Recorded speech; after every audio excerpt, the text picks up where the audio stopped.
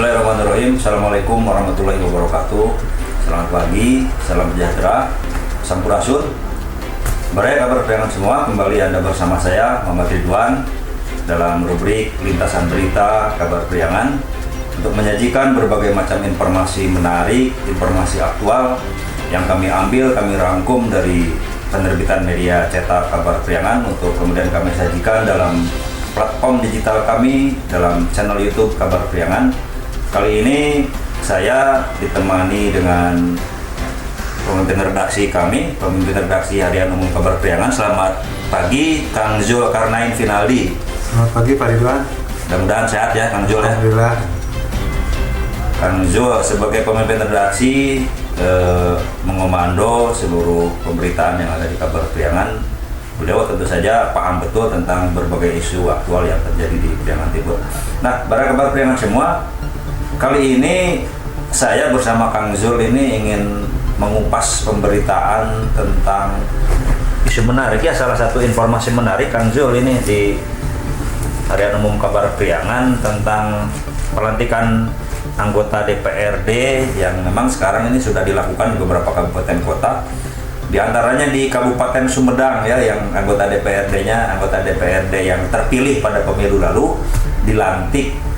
Dan menariknya ini yang kejadian di Sumedang ini ternyata salah seorang anggota DPRD yang dilantik itu adalah terdakwa kasus hukum nih, Kang Jul ya.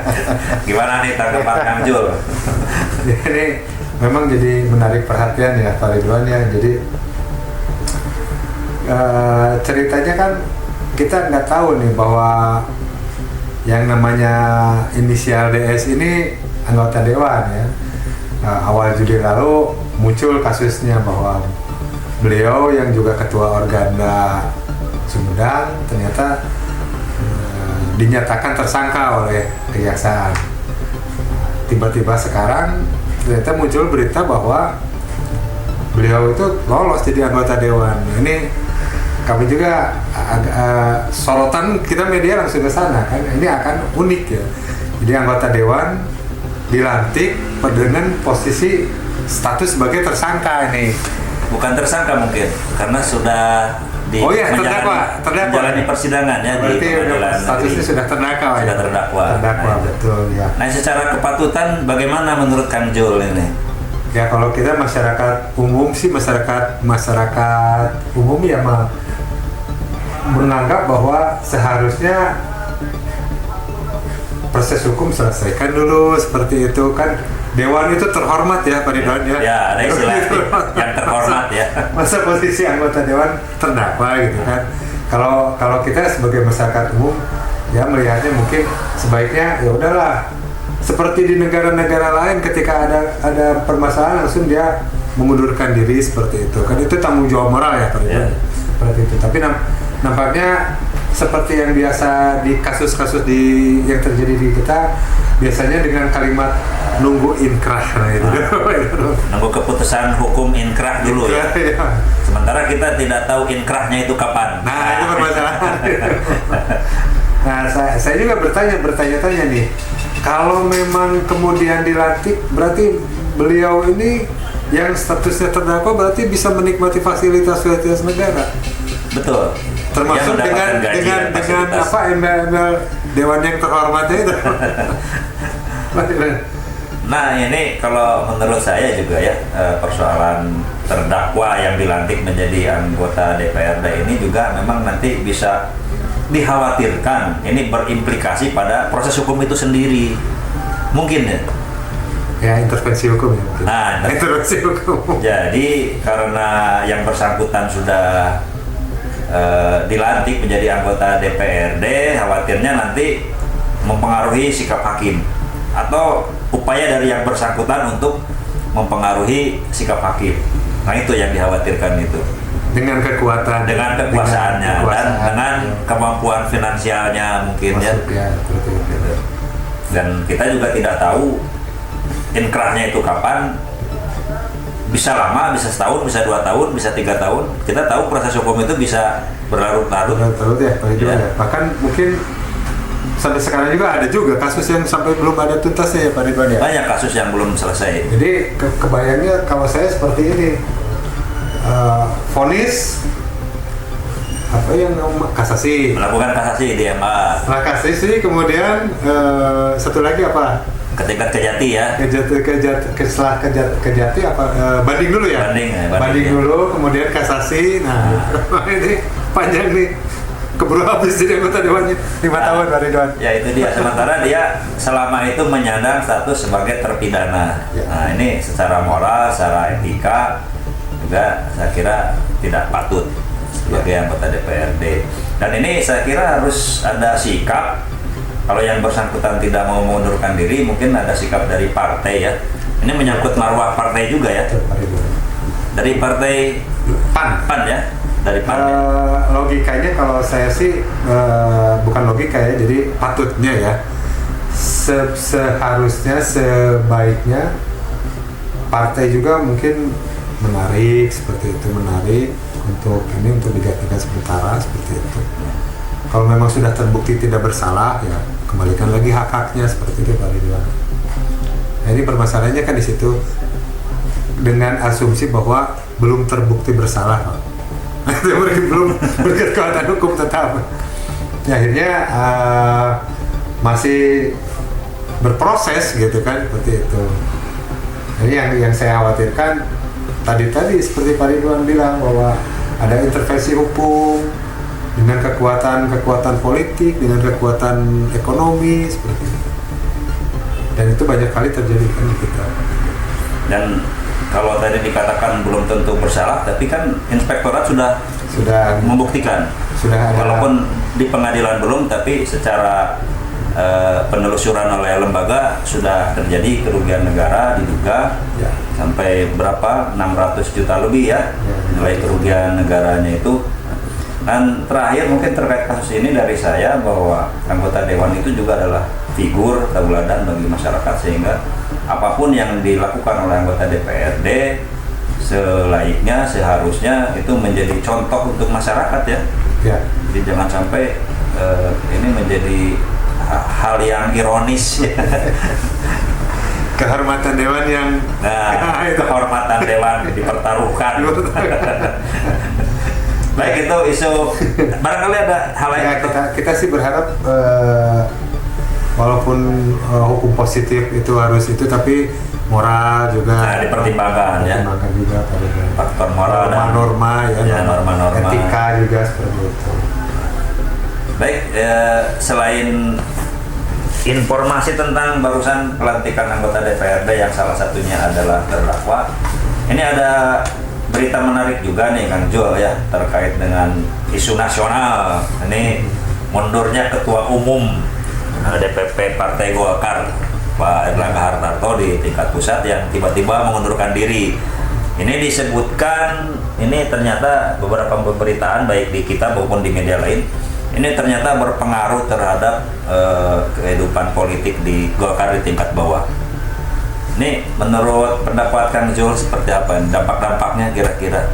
Ya kalau walaupun tadi malam udah ada keputusan ya Pak Agus Gumiwang sebagai PLT. Udah diangkat jadi PLT dan kemudian nanti katanya tanggal 20 Agustus akan Munaslup. Tapi ini walaupun beberapa kami udah berusaha melakukan wawancara dengan pengurus-pengurus partai, katanya insya Allah tidak akan berpengaruh terhadap pilkada ya, karena momentumnya kan sekarang ini momentumnya pilkada sangat krusial nih, perebutan kekuasaan di berapa ratus daerah kan gitu, di kota kabupaten. Saya yakin ini berimplikasi sih sebenarnya, karena dalam beberapa aturan, contohnya kemarin saya sempat berkomunikasi dengan KPU, katanya untuk pencalonan itu harus ada SK pasangan ya. SK-nya untuk pasangan. SK ya? Untuk pasangan. Sesuai dengan PKPU. Nah, PKPU yang baru gitu kan. Nomor 8 tahun 2024 ya. Harus ada SK pasangan. Ini juga pasti saya melihat ini waktu kita cuma dua minggu ya. Menjelang pendaftaran. Menjelang pendaftaran, apakah cukup untuk mengeluarkan SK pasangan sementara dinamika politik juga seperti ini? Belum ini masalah administrasi Pak Ridwan. Kemarin ada informasi juga bahwa untuk jabatan ketua DPRD aja yang sekarang sudah dilantik itu terkenal lah kan, katanya PLT nggak bisa mengeluarkan, nggak sah, harus ketua umum seperti itu. Untuk menyetujui penunjukan calon ketua DPRD ya. DPRD ya. Jadi misalkan kasus di sekarang DPRD Garut nih, DPRD Garut, DPRD Banjar itu kan pemenangnya Golkar nih, otomatis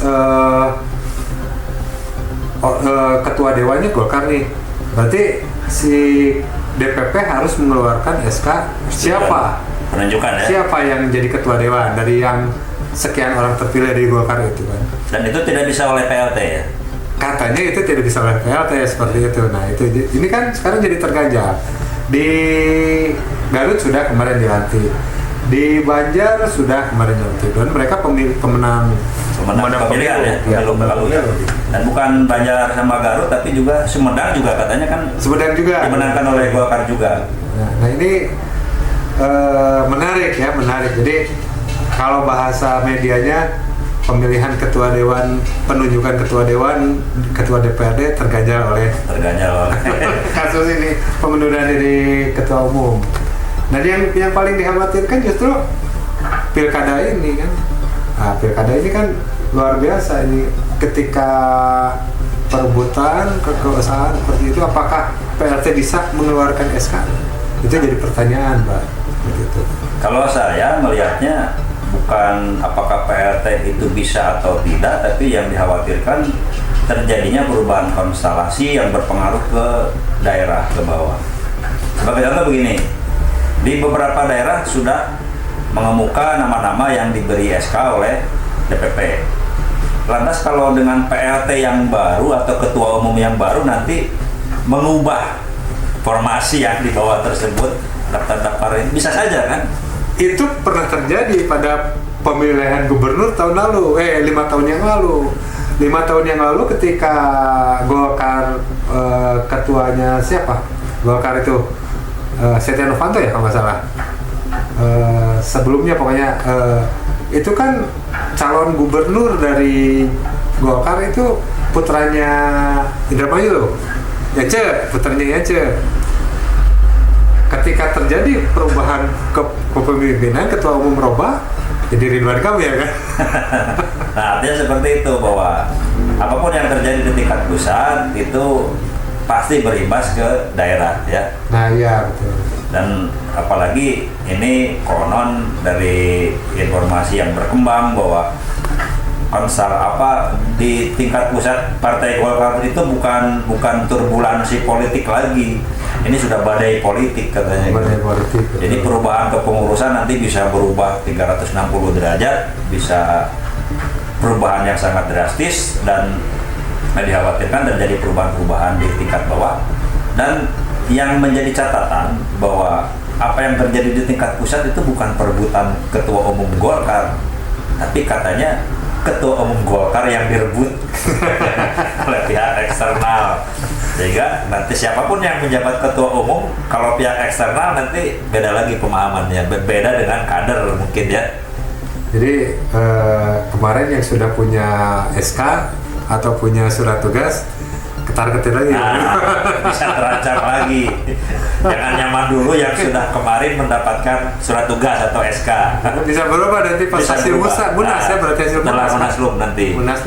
Dan mudah-mudahan Munaslup juga ini berjalan lancar ya, karena bisa saja terjadi deadlock. Sementara pendaftaran pasangan calon ke KPU itu tanggal 27 sampai tanggal 29 Agustus ya. Ya berarti bisa jadi Golkar belum aman ya Pak? Belum aman, Golkar itu belum aman. Kalau terjadi misalkan dualisme kepemimpinan kan udah tidak bisa lagi mencalonkan. Bisa jadi terjadi dualisme kepemimpinan nanti. Iya. Nah itu mungkin ada yang lain Kang Job yang mau disampaikan terkait Golkar ini. Berita-berita menarik lainnya ya seperti berita-berita lokal, tapi yang paling ini yang sekarang ini sedang menarik dan bikin harap-harap cemas ya tentang Golkar itu. Karena kaitannya dengan situasi politik. Saya rasa bukan hanya Golkarnya Pak Ridwan, tapi juga teman koalisinya juga. Nah, dampaknya ke hubungan antar partai. Koalisi Golkar dengan siapa pasti itu akan ikut cemas juga.